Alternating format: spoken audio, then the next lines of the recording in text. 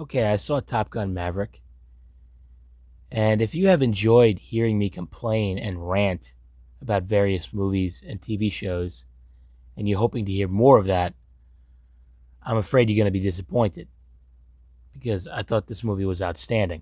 It's one of the best movies I've seen in a long time, maybe years at this point, and I just thought it was just really great. The first half of the movie is very similar to the original Top Gun. In fact, a lot of the same scenes are replicated. It hits you with the classic Top Gun music right out of the gate. And it almost feels like you're watching a remake at times. It's that similar. And a lot of people complain about how everything is just a nostalgia grab. And it's true. It's kind of all there is today. Every movie and TV show is doing everything it can to rope you in with nostalgia because everything is either a remake or a sequel. And this movie at times feels like both. But in the best possible way. It's hard to describe.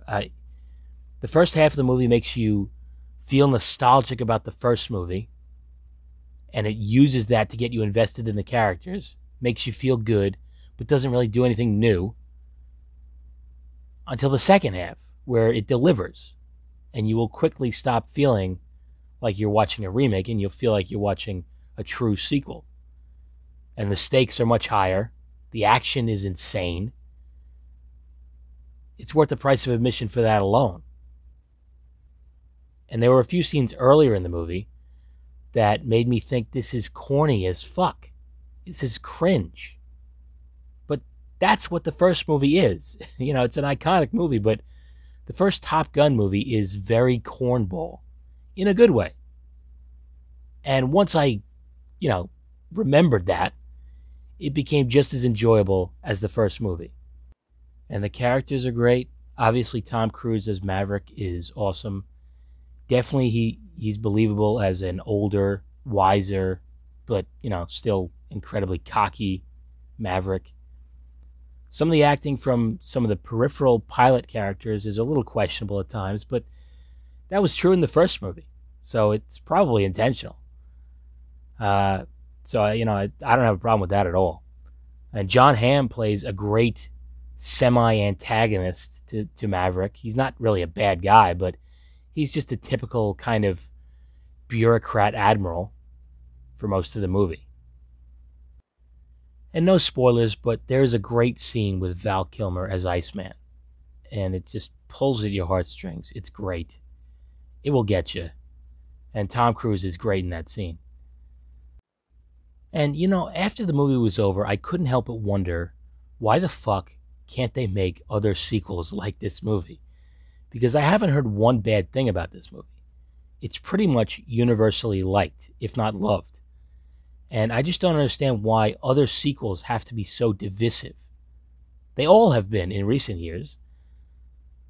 Everything either splits the audience right down the middle, or it's just outright hated by everybody.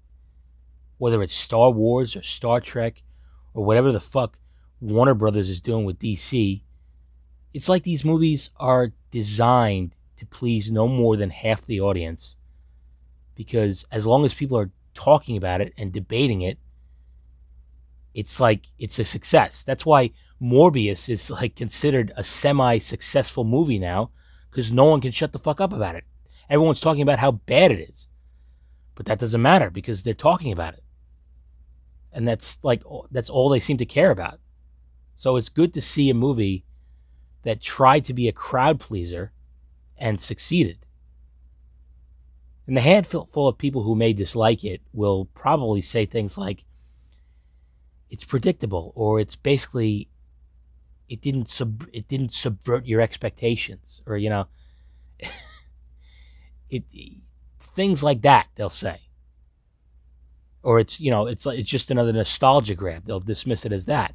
And my response to that would be, who gives a fuck? Is that really the barometer at this point?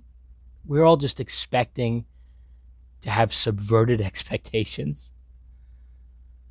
So it actually subverts your expectations by not subverting your expectations, if that's what you want.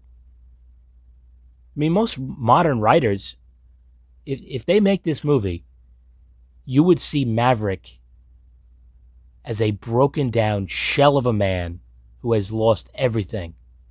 How many times have we seen that? I mean, the Star Wars sequels did it twice. They did it with Han Solo and Luke Skywalker. The same exact thing.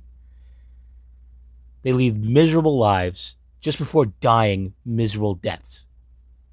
That's the subverted expectations that some people want. And I'm just really glad they didn't do that with Maverick. They could have. I mean, he's kind of on his way to losing everything, but he's not there yet. And I think even if he got there, he wouldn't give up and he wouldn't quit.